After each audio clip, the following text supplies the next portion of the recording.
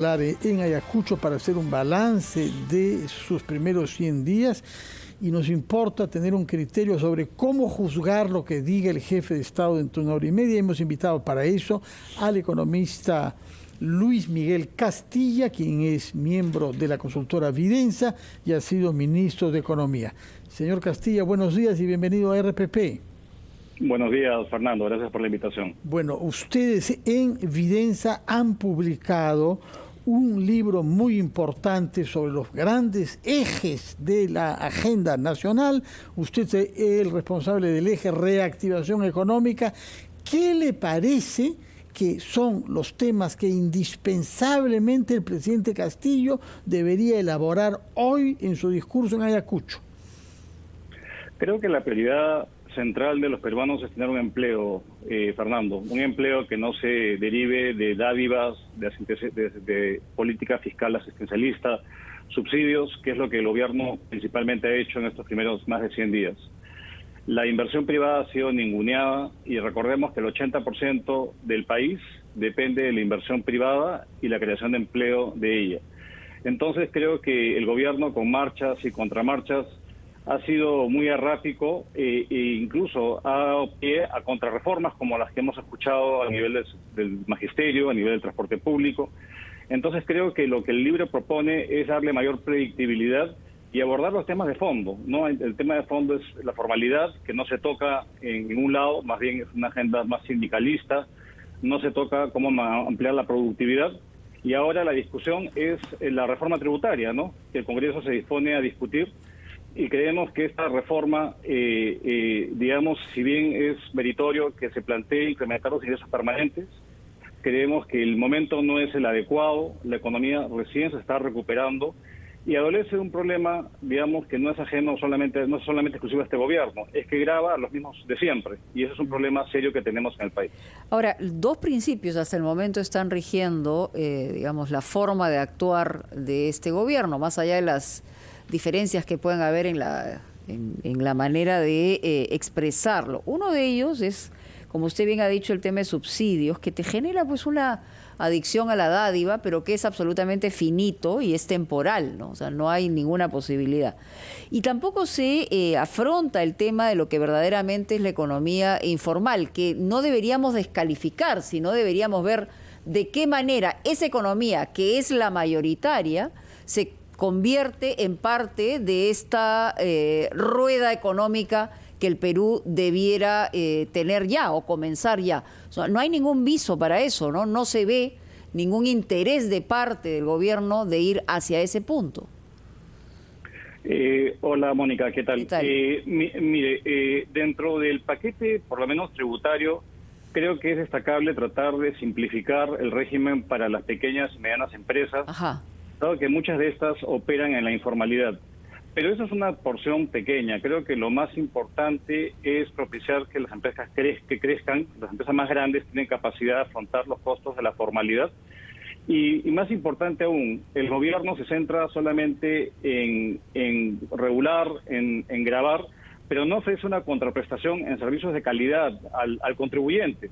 Entonces muchos contribuyentes se preguntan, ¿yo por qué voy a pagar 30% de mis ingresos al Estado si no recibo nada a cambio? Entonces la propuesta tiene que ser una integral, donde efectivamente se aborden temas tributarios de simplificación, se amplíe la base de contribuyentes y ha habido ciertos avances, pero no en insistir en gravar a lo mismo y dejar que el elefante del cuarto siga intocado. Pues, y eso aplica al sector de minero, donde la fijación está en la minería formal, poco se dice sobre la minería ilegal, informal, y así en todas las actividades de la economía. Señor Castilla, buen día. Yo quisiera insistir en el tema de estos primeros 100 días de gobierno.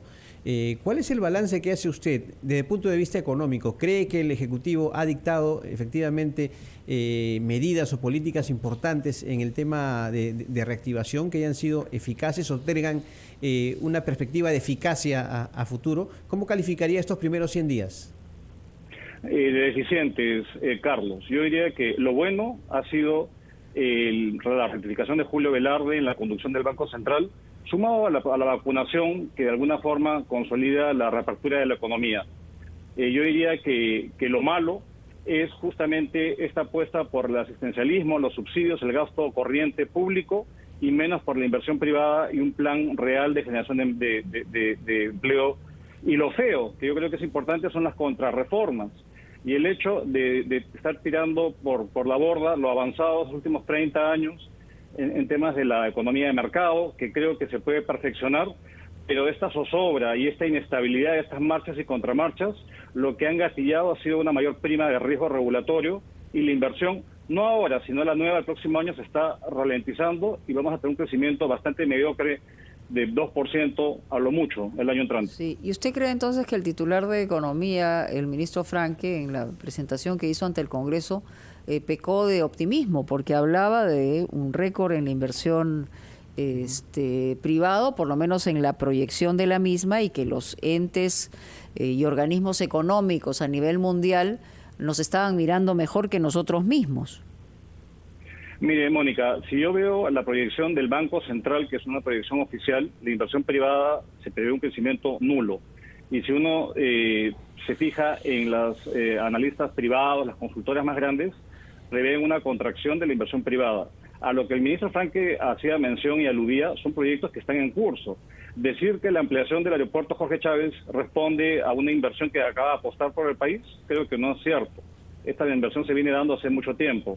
Y una ampliación de la mina Yanacocha, que también viene gestándose hace muchísimo tiempo, los permisos ambientales, sociales, además no son nuevas inversiones, son inversiones, digamos, que tienen cierto nivel de inercia, que vienen de atrás.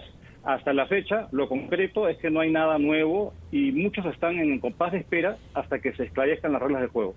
Señor Castilla, puesto que el presidente ha optado por hablar en Ayacucho, y yo quisiera que nos dé una palabra sobre las regiones en el Perú, que es uno de los temas en los que han puesto énfasis ustedes en Vidensa, puesto que hacen notar que la tasa de inflación y la desempleo varía en algunas regiones y que no se trata de un panorama homogéneo en el que tiene nuestra economía de acuerdo a esos dos criterios, desempleo e inflación. Así es, Fernando. De hecho, el día de ayer lanzamos el Observatorio de Propuestas del Bicentenario con un foco en las regiones, porque creo que lo que la elección pasada nos muestra es un excesivo centralismo y una fijación en los problemas de Lima. Y la verdad que los promedios esconden mucha heterogeneidad. A nivel de la inflación, tenemos que básicamente 19 regiones del país tienen una inflación muy alta, muy por encima del 6% a nivel nacional. Y esto no responde necesariamente a la política monetaria, responde a los problemas de conectividad, de falta de infraestructura, los costos logísticos, los fletes para llevar los bienes y servicios a esos países que los encarecen. Otro tema tiene que ver con la falta de generación de empleo y oportunidades en las regiones. Lo que estamos viendo, y una cosa preocupante y curiosa, es que la principal herramienta del Estado, que es la inversión pública, no tiene un impacto significativo en la actividad económica regional. Y esto, digamos, de cara a una elección que se nos viene en menos de un año, es sumamente preocupante. Y si se quiere ahora aumentar los recursos públicos a través de una reforma tributaria, si no se pueden trasladar a mejoras en la calidad de vida y el bienestar, estamos en problemas. Entonces, esta herramienta que ponemos a disposición de la población justamente es para tener un ciudadano más informado y hacer un monitoreo de todas las medidas que hagan no solamente el gobierno nacional, sino los gobiernos regionales y locales, y tomar decisiones informadas, que creemos que es lo propio de parte de la sociedad civil. Fernando.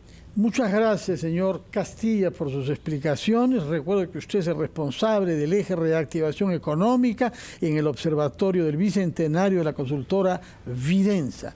Muchas gracias por